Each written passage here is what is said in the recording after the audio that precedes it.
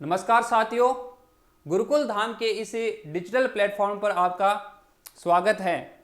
मैं Rabbani Bhati, faculty of geography, आपके साथ विश्व के भूगोल पर चर्चा कर रहा हूँ। साथियों, अब तक हमने विश्व भूगोल के अंदर अक्षांश और देशांतर और महाद्वीप और महासागर की उत्पत्ति से संबंधित जो सिद्धांत है उनको हमने पढ़ा था। कल हमने ये पढ़ा था कि किस प्रकार वेगनर अपनी थ्योरी में ये बताता है कि विश्व जो ग्लोब है उस पर महाद्वीप और महासागरों का निर्माण किस प्रकार से होता है। आज से हम हमारा जो मुख्य जो टॉपिक है, जो प्रादेशिक विश्व का जो भूगोल है, जिसमें हम 7 महाद्वीप और 5 महासागरों को गहनता से पढ़ने वाले हैं, आज से हम उसको शुरू करने जा रहे हैं। साथियों, आज जो हमारा मुख्य जो टॉपिक है ऑस्ट्रेलिया महाद्वीप, उसको शुरू करने से पहले हम पृथ्वी से संबंधित कुछ आंकड़ों को हम यहाँ पर देखेंगे। साथियों, जो हमारी पृथ्वी है,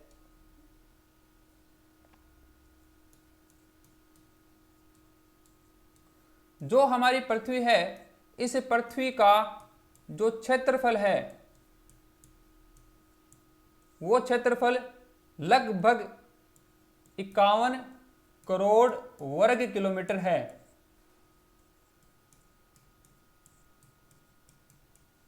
यानी जो हमारी पृथ्वी है उस पृथ्वी का जो क्षेत्रफल है वो लगभग 51 करोड़ वर्ग किलोमीटर है। या हम ये भी कह सकते हैं जो पूरी पृथ्वी है उसका जो क्षेत्रफल है वो 50.995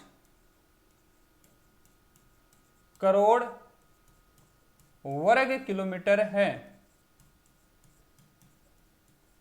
यानी पूरी जो पृथ्वी है उस पृथ्वी का जो क्षेत्रफल है वो 50.995 करोड़ वर्ग किलोमीटर है। इस 5.99 करोड़ वर्ग किलोमीटर के 2 हिस्से है। यानी इस पूरे क्षेत्रफल पर कुछ भाग पर तो स्थल विद्यमान है और कुछ भागों पर जल है, वो उसकी स्थिति है। तो यानी इसको अपन ने 2 भागों में बांटेंगे, एक तो स्थल और एक जल। जो ये 50.995 करोड़ वर्ग किलोमीटर है, इसका 14.889 करोड़ वर्ग किलोमीटर का जो क्षेत्रफल है वो साथियों स्थल का है। यानी पूरे ग्लोब का जो क्षेत्रफल है, पूरी पृथ्वी का जो क्षेत्रफल है 50.995 करोड़ वर्ग किलोमीटर, उसका 14.889 करोड़ वर्ग किलोमीटर जो क्षेत्रफल है वो किसका है? स्थल का है। यानी इतने प्रतिशत, इतने भाग पर क्या है? स्थल विद्यमान है। अगर हम इस पूरे को 100% मान लेते हैं तो स्थल है वो 29.2% भाग के ऊपर है वो स्थल का।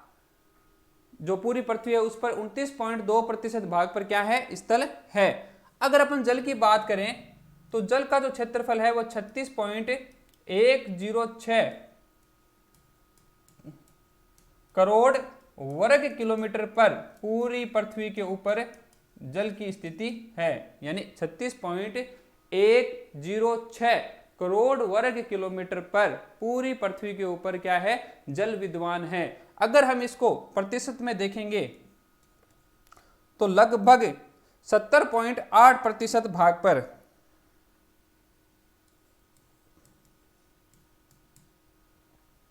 70.8% भाग पर है वो क्या है? जल विद्यमान है। इसलिए हम आमतौर पर पढ़ते हैं कि हमें यह पढ़ाया जाता है कि पृथ्वी के कुल क्षेत्रफल पर 29% भाग पर स्थल है और 71% भाग पर क्या है? जल है। अगर हम इस पूरी पृथ्वी को देखें तो इस पूरी पृथ्वी के ऊपर पहले हम स्थल मंडल की बात करेंगे। तो जो स्थल मंडल है पूरी पृथ्वी के ऊपर, जो स्थल मंडल है जिसका क्षेत्रफल 14.889 करोड़ वर्ग किलोमीटर है, जो कुल क्षेत्रफल के 29% भाग पर विद्यमान है, इस स्थल मंडल पर हमें 7 प्रकार के क्या पाए जाते हैं, महाद्वीप पाए जाते हैं। यानी जो स्थल मंडल है उसको हम किस में बांटते हैं, महाद्वीप में बांटते हैं। प्रत्येक एग्जाम में इन महाद्वीपों का क्षेत्रफल की दृष्टि से और जनसंख्या की दृष्टि से किसी न किसी एग्जाम में बहुत बार परीक्षा के अंदर इसमें इसका जो क्रम बनता है उस क्रम का क्या आता है, प्रश्न आता है। तो हम इन महाद्वीपों को 2 प्रकार से क्रम के अंदर पहले देखेंगे। एक जनसंख्या के आधार पर और दूसरा देखेंगे, वो देखेंगे क्षेत्रफल के आधार पर। जनसंख्या के आधार पर जो सबसे बड़ा महाद्वीप है वो एशिया है। उसके बाद में दूसरा जो बड़ा महाद्वीप है वो अफ्रीका है। जनसंख्या की दृष्टि से तो तीसरा महाद्वीप है क्रम से वो यूरोप है। फिर चौथा जो महाद्वीप है वो उत्तरी अमेरिका है। फिर पांचवा जो महाद्वीप है वो दक्षिणी अमेरिका है। फिर जो छठा महाद्वीप है जनसंख्या की दृष्टि से वो अपना ऑस्ट्रेलिया है। और जो सातवां महाद्वीप है वो कौन सा है, अंटार्कटिका है। सॉरी, ये जो अंटार्कटिका महाद्वीप है वो जनशून्य महाद्वीप है, इस पर जनसंख्या है वो नहीं पाई जाती है। तो साथियों, हमने जनसंख्या की दृष्टि से महाद्वीपों को हमने बांटा है। जनसंख्या की दृष्टि से जो ग्लोब के ऊपर विद्यमान जो 7 महाद्वीप है, पृथ्वी पर जो 7 महाद्वीप पाए जाते हैं, उनका जो क्रम है, बहुत बार एग्जाम में पूछा जाता है ऐसा क्रम के क्रम से जनसंख्या के हिसाब से इन महाद्वीपों को है वो आरोही या अवरोही क्रम में है वो जचाइए। तो सबसे बड़ा महाद्वीप जनसंख्या की दृष्टि से एशिया है। एशिया के बाद में अफ्रीका है। अफ्रीका के बाद में यूरोप है। यूरोप के बाद में उत्तरी अमेरिका है। फिर दक्षिण अमेरिका है। फिर ऑस्ट्रेलिया है और फिर अंटार्कटिका है। इसी प्रकार हम क्षेत्रफल के से देखेंगे कि क्षेत्रफल की दृष्टि से सबसे बड़ा महाद्वीप कौन सा है। तो क्षेत्रफल की दृष्टि से भी सबसे बड़ा महाद्वीप कौन सा है,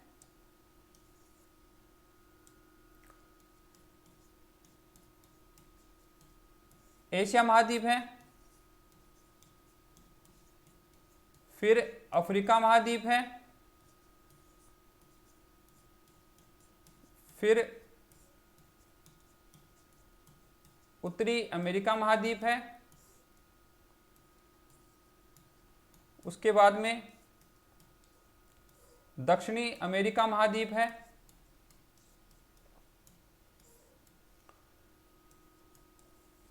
उसके बाद में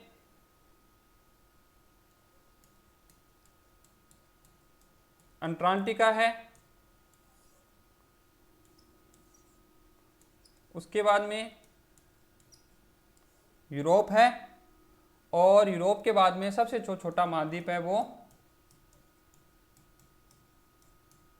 ऑस्ट्रेलिया, या जिसे अपन ओशिनिया भी बोल सकते हैं, ओशिनिया महाद्वीप है। महाद्वीप ओशिनिया ही है। ऑस्ट्रेलिया उसका सबसे बड़ा देश है। आमतौर पर हम ऑस्ट्रेलिया को ही क्या बोलते हैं, महाद्वीप बोलते हैं। तो साथियों, क्षेत्रफल की दृष्टि से अगर हम देखेंगे, क्षेत्रफल की दृष्टि से सबसे बड़ा महाद्वीप है। क्षेत्रफल की दृष्टि से क्रम बहुत बार क्रम पूछता है, बहुत बार एग्जाम में ये क्रम पूछा जाता है। क्षेत्रफल की दृष्टि से सबसे बड़ा महाद्वीप है वो एशिया है।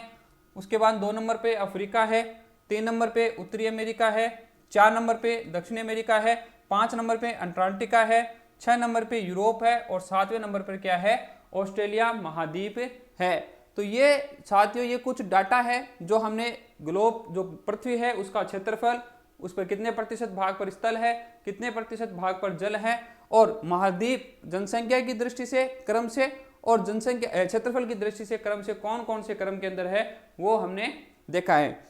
अब आज हमारे आज का जो मुख्य टॉपिक है उसकी तरफ हम बढ़ेंगे। आज का जो हमारा मुख्य टॉपिक है वो है ऑस्ट्रेलिया महाद्वीप। इस ऑस्ट्रेलिया महाद्वीप को पढ़ने से पहले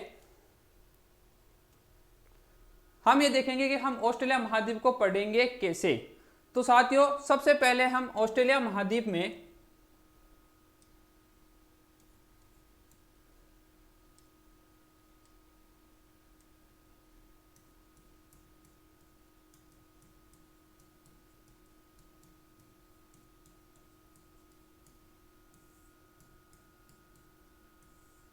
जब हम ऑस्ट्रेलिया महाद्वीप पढ़ेंगे तो उस ऑस्ट्रेलिया महाद्वीप को हम कुछ हिस्सों में डिवाइड करेंगे पहले, और फिर उसी क्रम से हम हमारी क्लास एक क्रमबद्ध रूप से रखेंगे। तो साथियों, ऑस्ट्रेलिया महाद्वीप है उसको हम सबसे पहले हम ऑस्ट्रेलिया महाद्वीप का सामान्य परिचय पढ़ेंगे, जिसमें हम कुछ बिंदुओं को जानेंगे कि ऑस्ट्रेलिया महाद्वीप के अंदर, जैसे महाद्वीप तो है वो कौन सा है, ओशनिया है, तो ओशनिया में कौन कौन से द्वीप आते हैं।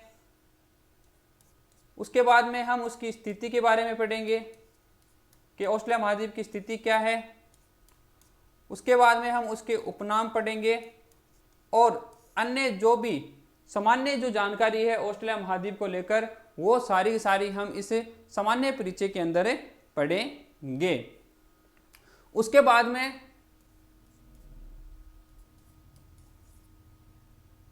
हम बी पोर्शन के अंदर इसकी उपांत सूचनाएं पढ़ेंगे। उपांत सूचनाएं यानी जो ऑस्ट्रेलिया है उस ऑस्ट्रेलिया के बाहर चारों तरफ कौन कौन से सागर हैं, कौन कौन सी खाड़ियां पाई जाती है, और इसके अलावा कौन कौन से द्वीपों की स्थिति है, और इसके अलावा जैसे ग्रेट बैरियर रीफ ये सब आएंगी। तो ये इसमें हम पढ़ेंगे उपांत सूचनाओं में। यानी सबसे पहले हम सामान्य परिचय पढ़ेंगे, सामान्य परिचय पढ़ने के बाद हम क्या पढ़ेंगे, उपांत सूचनाएं पढ़ेंगे। उपांत सूचनाएं पढ़ने के बाद में हम इस महाद्वीप में इसकी जो भौतिक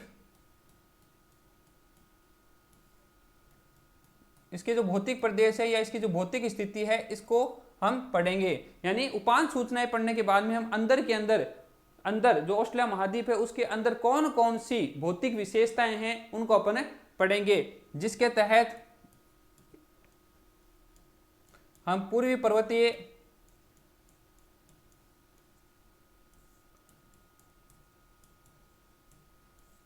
प्रदेश को पढ़ेंगे। फिर हम ऑस्ट्रेलिया महाद्वीप में मुख्य मुख्य जो पठार हैं उनके बारे में पढ़ेंगे। उसके बाद में हम ऑस्ट्रेलिया महाद्वीप के मुख्य मुख्य नदी बेसिन के बारे में पढ़ेंगे। ऑस्ट्रेलिया महाद्वीप का जो ग्रेट ऑस्ट्रेलियन डेजर्ट है उसके बारे में पढ़ेंगे, और फिर ऑस्ट्रेलिया महाद्वीप में पाए जाने वाले घास के जो मैदान हैं,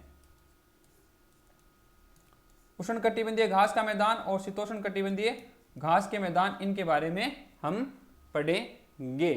इसके साथ साथ हम भौतिक प्रदेश खत्म करने के बाद में हम चौथे पार्ट के अंदर इसमें चलने वाली स्थानीय पवनों के बारे में देखेंगे।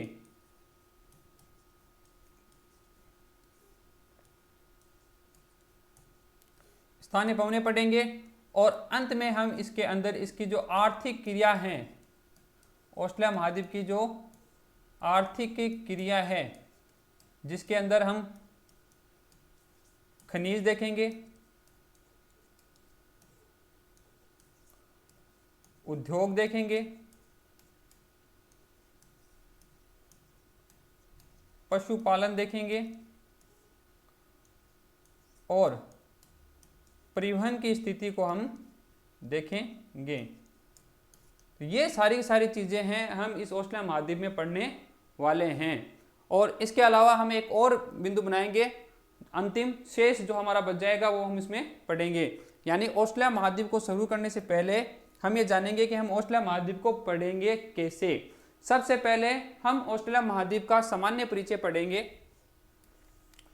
उस सामान्य परिचय को में हम ये पढ़ेंगे कि ओशिनिया क्या है, ओशिनिया किन किन देशों से मिलकर, किन किन द्वीपों से मिलकर बना है। उसके बाद में हम ऑस्ट्रेलिया है, ऑस्ट्रेलिया की स्थिति के बारे में पढ़ेंगे कि कौन से गोलार्ध में स्थित है, क्या उसकी जलवायु है, कौन सी मुख्य रेखा इसके मध्य से गुजरती है।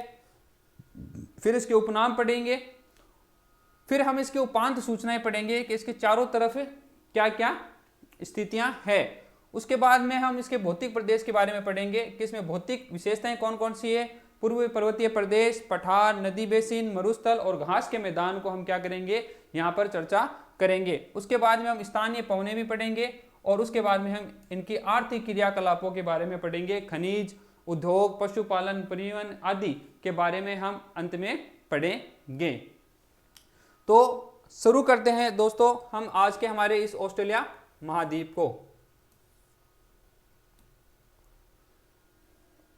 ये जो आपको सामने जो मैप दिखाई दे रहा है ये ऑस्ट्रेलिया का मैप है। ऑस्ट्रेलिया जो महाद्वीप है वो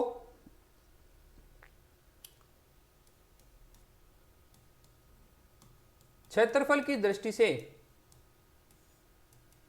7वें नंबर पर आता है, यानी सबसे जो छोटा महाद्वीप है वो ऑस्ट्रेलिया महाद्वीप है।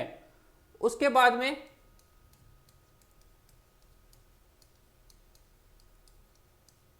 जनसंख्या की दृष्टि से इसका छठा स्थान है, यानी जो ऑस्ट्रेलिया महाद्वीप है वो क्षेत्रफल के अनुसार महाद्वीपों में 7वें नंबर पे है और जनसंख्या के अंदर इसका छठा स्थान है। ये जो ऑस्ट्रेलिया महाद्वीप है दरअसल में ये महाद्वीप है वो है ओशिनिया महाद्वीप। कौन सा है?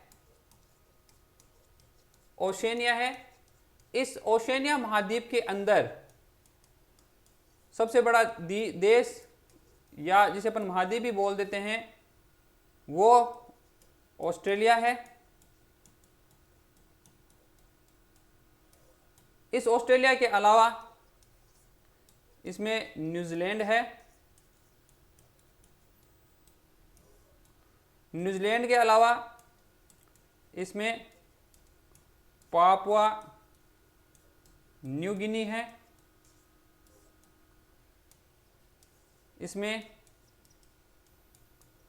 तस्मानिया द्वीप है। इसके अलावा प्रशांत महासागर में स्थित कुछ द्वीप समूह हैं जिनको हमें माइक्रोनेशिया,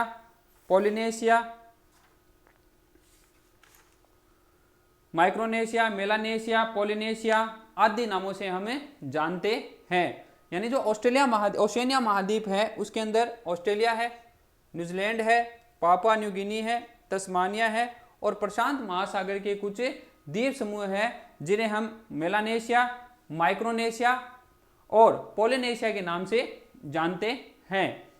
इन ओशिनिया महाद्वीप के अंदर प्रमुखता से हम ऑस्ट्रेलिया को ही पढ़ते हैं क्योंकि ये सबसे बड़ा देश भी है और मुख्यतः यही है वो इसमें मुख्य रूप से है। उसके बाद में हम थोड़ा बहुत न्यूजीलैंड को और पापुआ न्यू गिनी को भी हम हमारी आगामी क्लासों के अंदर हम डिस्कस करेंगे। साथियों अगर हम ऑस्ट्रेलिया महाद्वीप के बारे में बात करें तो ऑस्ट्रेलिया महाद्वीप है वो सबसे पहले हम देखेंगे कि अक्षांशों के अकॉर्डिंग ऑस्ट्रेलिया है वो दक्षिणी गोलार्ध के अंदर स्थित है, पूर्णतः दक्षिणी गोलार्ध के अंदर स्थित है। और अगर हम देशांतरों के अनुसार देखेंगे तो इसकी जो स्थिति है वो पूर्वी गोलार्ध के अंदर है, पूर्वी गोलार्ध के अंदर है। यानी हम ये कह सकते हैं कि ऑस्ट्रेलिया है वो दक्षिणी पूर्वी गोलार्ध में स्थित है। ऑस्ट्रेलिया अक्षांशों के अकॉर्डिंग उत्तरी गोलार्ध के अंदर है और देशांतरों के अकॉर्डिंग ये पूर्वी गोलार्ध के अंदर है, अर्थात ऑस्ट्रेलिया दक्षिणी पूर्वी गोलार्ध में स्थित है। इस ऑस्ट्रेलिया के एकदम बीचों बीच मध्य से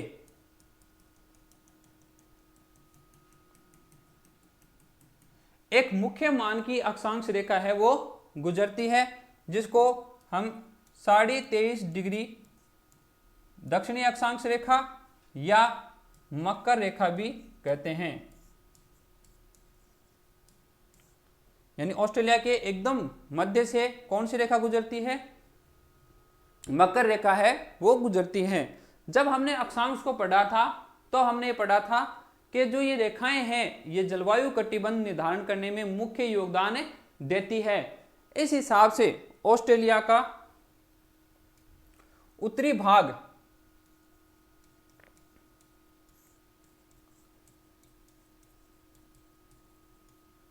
उष्णकटिबंध में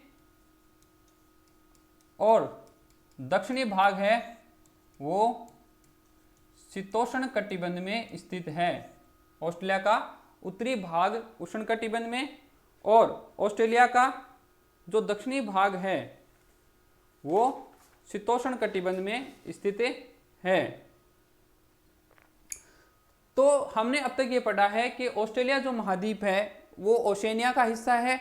ओशेनिया में सबसे बड़ा देश ऑस्ट्रेलिया है, उसके बाद में न्यूजीलैंड है, पापुआ न्यू गिनी है, तस्मानिया है और प्रशांत महासागर के कुछ द्वीप समूह हैं। क्षेत्रफल की दृष्टि से इसका 7वां स्थान है और जनसंख्या की दृष्टि से इसका 6ठा स्थान है। ऑस्ट्रेलिया अक्षांश और देशांतर के अकॉर्डिंग दक्षिणी पूर्वी गोलार्ध में स्थित है। इस ऑस्ट्रेलिया के एकदम मध्य से मकर रेखा गुजरती है और इस मकर रेखा गुजरने की वजह से इसका उत्तरी भाग उष्णकटिबंध में और दक्षिणी भाग है वो शीतोष्ण कटिबंध में आता है। अब अगर अपन बात करें ऑस्ट्रेलिया महाद्वीप की उपनामों की, तो ऑस्ट्रेलिया महाद्वीप को क्योंकि चारों तरफ से जल से घिरा हुआ है इसलिए ऑस्ट्रेलिया महाद्वीप को द्वीपीय महाद्वीप भी बोलते हैं।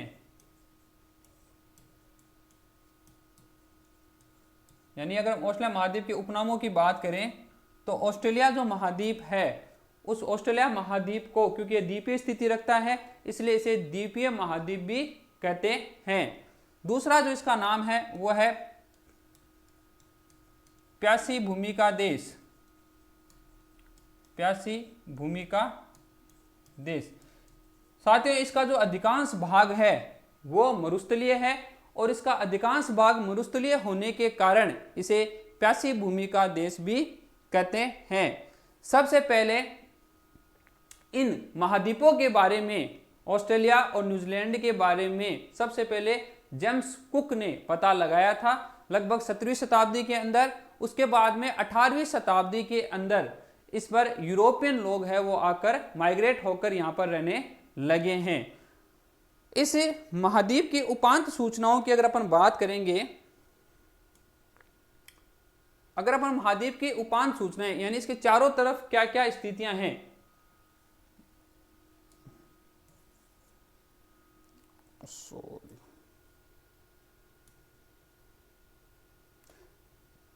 यानी हम इसकी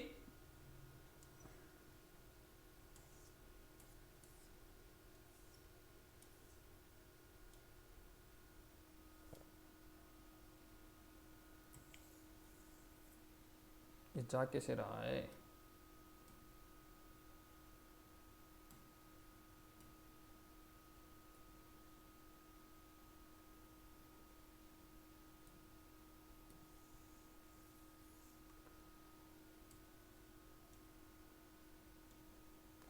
हम इसकी उपांत सूचनाओं की बात करेंगे। उपांत सूचनाएं यानी इसके चारों तरफ क्या क्या स्थिति है। जब हम इसके यहां से लेकर यहां तक हम इसके किनारे किनारे पर चलेंगे तो हमें कौन कौन सी जगह है, कौन कौन से सागर है या कौन कौन सी जो मुख्य विशेषताएं हैं वो हमें मिलेगी। सबसे पहले हम इसमें महाद्वीप के अंदर हम क्लॉकवाइज चलेंगे तो सबसे पहले हमें यहां पर सबसे पहले हमें एक सागर मिलता है, उस सागर का नाम है तिमोर सागर। तिमोर सागर ऑस्ट्रेलिया के उत्तर पूर्व में उत्तर पश्चिम में स्थित है। ये हिंद महासागर का भाग है। इस तिमोर सागर के आगे हम जाएंगे तो हमें मिलेगा आराफूरा सागर। ये जो हमें यहाँ मिलेगा ये कौन सा सागर है, ये आराफूरा सागर है। ये आराफूरा सागर है, ये ऑस्ट्रेलिया के उत्तर में स्थित है। और इस आराफूरा सागर के किनारे पर, इस आराफूरा सागर के किनारे पर ऑस्ट्रेलिया का एक शहर है जिसका नाम है डार्विन। डार्विन शहर है वो यहाँ पर क्या है, विद्यमान है। ये डार्विन जब हम परिवहन पढ़ेंगे ऑस्ट्रेलिया का उसमें भी आएगा। तो डार्विन शहर है वो आराफूरा सागर के किनारे पर है। ये ऑस्ट्रेलिया के उत्तर के अंदर स्थित है। और इस आराफूरा सागर में पेट्रोलियम और प्राकृतिक गैस है वो मुख्य रूप से पाए जाते हैं। जब हम ऑस्ट्रेलिया में आगे बढ़ेंगे तो हमें ये खाड़ीनुमा संरचना दिखाई दे रही है, ये वाली। ये जो खाड़ी है, इस खाड़ी का नाम है कारपेंट्रिया की खाड़ी। कारपेंट्रिया की ये खाड़ीनुमा जो संरचना है, ये संरचना है कारपेंट्रिया की खाड़ी। ये प्रशांत महासागर में स्थित है और पेट्रोल और प्राकृतिक गैस के लिए प्रसिद्ध है। इसके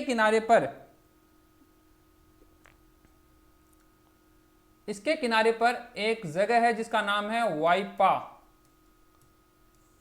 ये वाइपा है, ये बॉक्साइट उत्पादन करने के लिए प्रसिद्ध है। इसके बाद में हम जब आगे बढ़ेंगे तो हमें यहाँ एक जलसंधि दिखाई देगी जिसको हम पार करके आगे की तरफ बढ़ेंगे। इस जलसंधि का नाम है टॉरस जलसंधि। टॉरस जलसंधि। और इस टॉरस जलसंधि से हम आगे की तरफ बढ़ेंगे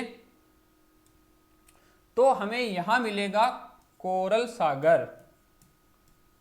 कोरल सागर। सबसे पहले हम टॉरस जलसंधि के बारे में जानते हैं। टॉरस जलसंधि है वो, इसके ऊपर पापुआ न्यू गिनी की स्थिति है। तो ये पापुआ न्यू गिनी को और ऑस्ट्रेलिया को क्या करती है, अलग करने का काम करती है। यानी पापुआ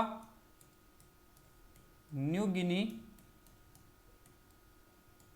को अलग करती है, न्यू गिनी, और ऑस्ट्रेलिया को क्या करती है, अलग करती है। इन दोनों को अलग करने का काम है वो टॉरस जलसंधि है वो करती है।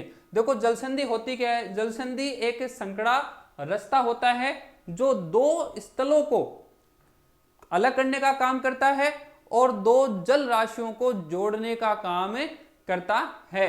तो ये टॉरस जलसंधि है, इसके ऊपर पापुआ की खाड़ी है। तो ये जो टॉरस जलसंधि है ये आराफूरा सागर को, पापुआ की खाड़ी को या आराफूरा सागर को कोरल सागर से जोड़ने का काम है वो करती है। तो टॉरस जलसंधि है। टॉरस जलसंधि के बारे में दो बातें अपन को याद रखनी है कि ये जलसंधि ऑस्ट्रेलिया को पापुआ न्यू गिनी से अलग करने का काम है वो करती है, और आराफूरा सागर को पापुआ की खाड़ी या आराफूरा सागर को कोरल सागर से जोड़ने का जो काम करती है वो कौन करती है, टॉरस जलसंधि है वो करती है। टॉरस जलसंधि के बाद में हम कोरल सागर में आएंगे। यह कोरल सागर ऑस्ट्रेलिया के उत्तर पूर्व के अंदर स्थित है, प्रशांत महासागर का भाग है। इस कोरल सागर के अंदर विश्व की सबसे बड़ी प्रवाल भित्ति है वो हमें यहां पर देखने को मिलती है।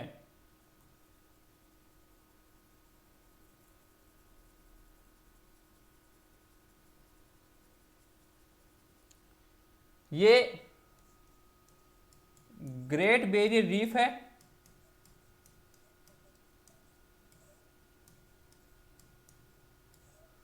ये विश्व की सबसे बड़ी अवरोधक प्रवाल भित्ति है।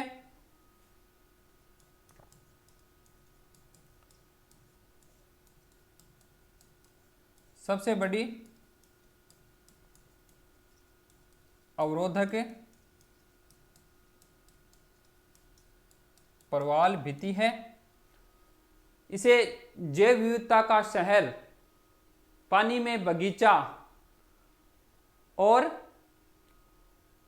जैव विविधता का शहर, पानी में बगीचा और झूलता हुआ गार्डन भी कहते हैं। यानी इसके तीन नाम हैं, जैव विविधता का शहर, जैव विविधता का शहर, झूलता हुआ गार्डन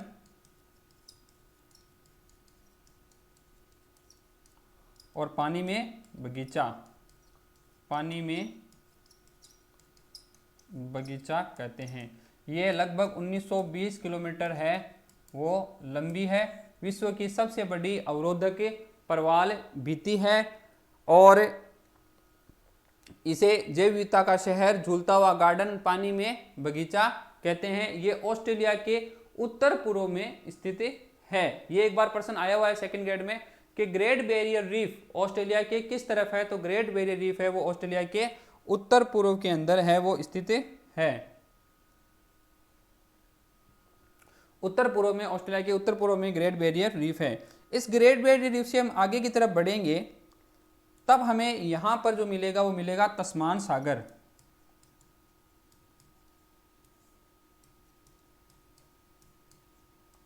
तस्मान सागर, और तस्मान सागर से हम आगे की तरफ बढ़ेंगे तब हमें यहां पर मिलेगा, यह है तस्मानिया द्वीप। तस्मानिया द्वीप, और इस तस्मानिया द्वीप से हम आगे की तरफ बढ़ेंगे तो हमें यहां ये जो एक बहुत बड़ी खाड़ी दिखाई दे रही है, ये वाली, ये है ग्रेट ऑस्ट्रेलियन बाइट। जब हम तस्मान सागर से आगे की तरफ बढ़ेंगे तो हमें तस्मानिया द्वीप मिलेगा, और इस तस्मानिया द्वीप के और ऑस्ट्रेलिया के बीच में हमें एक संकड़ा रास्ता मिलता है। मैंने आपको पहले हुआ, इस संकड़े रास्ते को हम क्या बोलते हैं, जल संधि या स्ट्रेट बोलते हैं, और इस जल संधि का नाम है बोस जल संधि। इसका क्या नाम है, बोस जल संधि। पहले की बात ही आपको पता है कि जल संधि दो प्रकार का काम करती है, दो स्थलों को अलग करने का काम करती है, और जो दो जल राशियां हैं उन्हें जोड़ने का काम करती है। तो जो बोस जल संधि है, वो बोस जल संधि है वो ऑस्ट्रेलिया को तस्मानिया से अलग करने का काम कर रही है, और कोरल तस्मान सागर को ग्रेट ऑस्ट्रेलियन बाइट से जोड़ने का काम है वो कर रही है। इस बोस जल संधि से हम आगे की तरफ जाएंगे तो यहां हमें कुछ खाड़ियां दिखाई दे रही है। ये कुछ खाड़ियां हैं। इन खाड़ियों में मुख्यतः है एनकाउंटर की खाड़ी,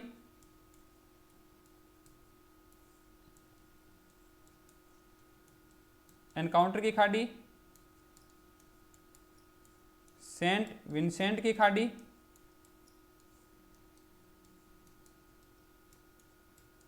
सेंट विंसेंट की खाड़ी स्थित है। उसके बाद में हम आगे की तरफ बढ़ेंगे तो हमें ग्रेट ऑस्ट्रेलियन बाइट मिलेगा। यहाँ पर इस ऑस्ट्रेलिया महाद्वीप की जो मुख्य नदी है मरे और डार्लिंग, जब हम आगे पढ़ेंगे नदी बेसिन के अंदर, वो इसमें अपने जल गिराती है। ये ग्रेट ऑस्ट्रेलियन बाइट है, ये ऑस्ट्रेलिया के दक्षिण में स्थित है और ये हिंद महासागर का भाग है। उसके बाद में हम यहाँ आगे की तरफ बढ़ेंगे तो हमें यहाँ जो मिलेगी वो मिलेगी भूगोल की खाड़ी, भूगोल की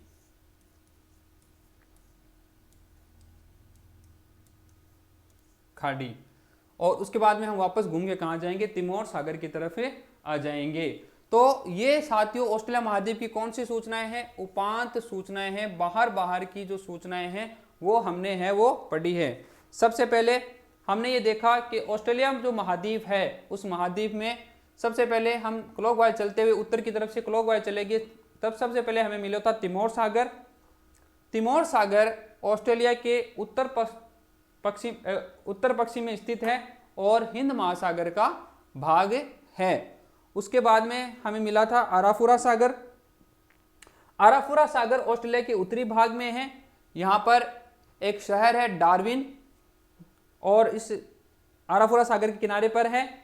ये जो आराफुरा सागर है ये पेट्रोल और प्राकृतिक गैस के भंडार के रूप में प्रसिद्ध है। उसके बाद में जब हम आगे बढ़े थे तो हमें मिली कारपेंट्रिया की खाड़ी। इस कारपेंट्रिया की खाड़ी में ये प्रशांत महासागर भाग है। यहाँ पर एक स्थान है इसके किनारे पर वाइपा, जो बॉक्साइट के उत्पादन के लिए प्रसिद्ध है। इसके बारे में हम जब आर्थिक क्रियाकलाप पढ़ेंगे तब और डिटेल से पढ़ेंगे।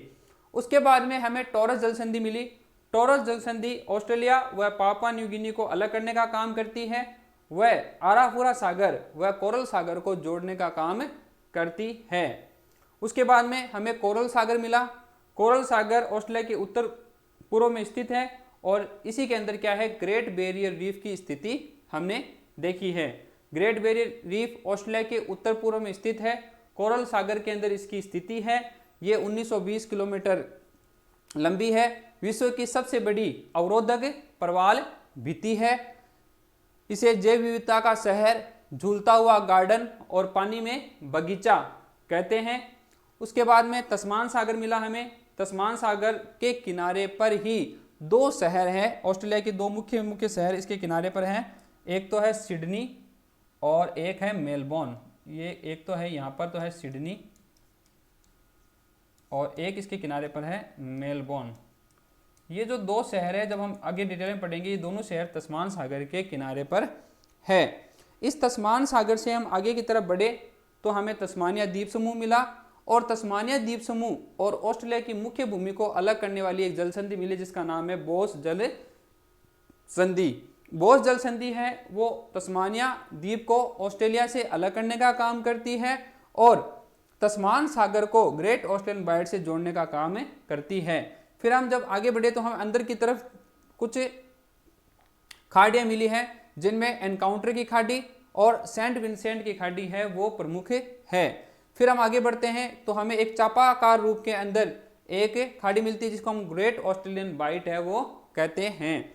इस ग्रेट ऑस्ट्रेलियन बाइट में मरे और डार्लिंग नदियां हैं वो अपना जल है वो गिराएगी। वो हम जब इसके अंदर की जो सूचनाएं पढ़ेंगे उसमें पढ़ेंगे। इस ग्रेट ऑस्ट्रेलियन बाइट से आगे हम चलेंगे तो घूमने के बाद हमें यहाँ पर एक खाड़ी मिली है जो भूगोल की खाड़ी कहलाती है। तो ये जितनी भी सूचनाएं हैं ये ऑस्ट्रेलिया महाद्वीप की उपांत सूचनाएं हैं। इसके बाद में हम ऑस्ट्रेलिया महाद्वीप के अंदर की तरफ चलेंगे और ऑस्ट्रेलिया महाद्वीप में हम देखेंगे कि ऑस्ट्रेलिया महाद्वीप की जो भौतिक विशेषताएं हैं वो कौन कौन सी है, ऑस्ट्रेलिया महाद्वीप के आर्थिक क्रियाकलाप हैं वो क्या क्या है और ऑस्ट्रेलिया महाद्वीप के अंदर जो स्थानीय पवनें चलती हैं उसके बारे में हम पढ़ेंगे। तो हम अपनी अगली कक्षा को पढ़ने से पहले, जब हम अपनी अगली कक्षा लेके आएंगे उससे पहले हम एक बार इसका रिवीजन करेंगे। तो आप इसको पढ़ के आना और मेरे साथ साथ चलना। निसंदेह आप ऑस्ट्रेलिया सभी महाद्वीपों को बहुत शानदार तरीके से है वो पढ़ने वाले हैं। धन्यवाद। जय हिंद, जय भारत।